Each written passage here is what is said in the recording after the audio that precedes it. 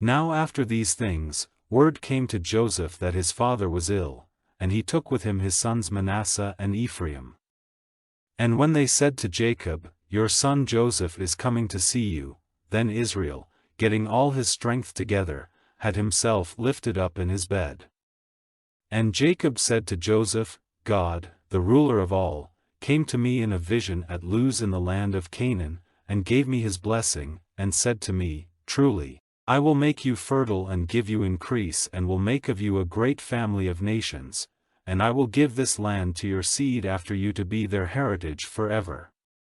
And now your 2 sons who came to birth in Egypt before I came to you here, are mine, Ephraim and Manasseh will be mine, in the same way as Reuben and Simeon are. And any other offspring which you have after them, will be yours, and will be named after their brothers in their heritage.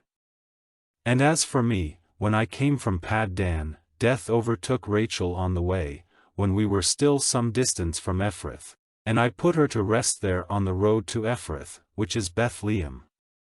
Then Israel, looking at Joseph's sons, said, Who are these? And Joseph said to his father, They are my sons, whom God has given me in this land. And he said, Let them come near me, and I will give them a blessing. Now because Israel was old, his eyes were no longer clear, and he was not able to see.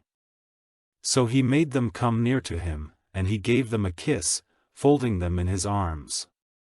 And Israel said to Joseph, I had no hope of seeing your face again, but God in his mercy has let me see you and your children. Then Joseph took them from between his knees, and went down on his face to the earth. Then taking Ephraim with his right hand, Joseph put him at Israel's left side, and with his left hand he put Manasseh at Israel's right side, placing them near him. And Israel, stretching out his right hand, put it on the head of Ephraim, the younger, and his left hand on the head of Manasseh, crossing his hands on purpose, for Manasseh was the older.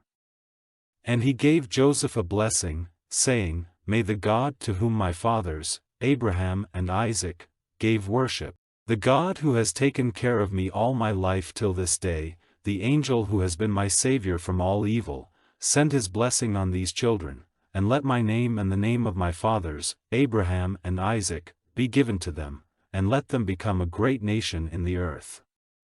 Now when Joseph saw that his father had put his right hand on the head of Ephraim, it did not seem right to him, and lifting his father's hand he would have put it on the head of Manasseh.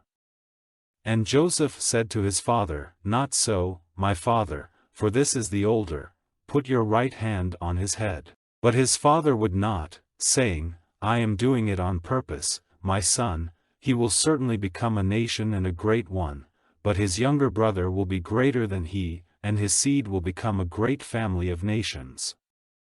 So he gave them his blessing that day, saying, You will be the sign of blessing in Israel, for they will say, May God make you like Ephraim and Manasseh, and he put Ephraim before Manasseh.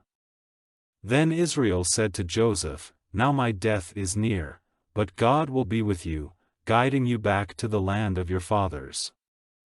And I have given you more than your brothers, even Shechem as your heritage, which I took from the Amorites with my sword and my bow.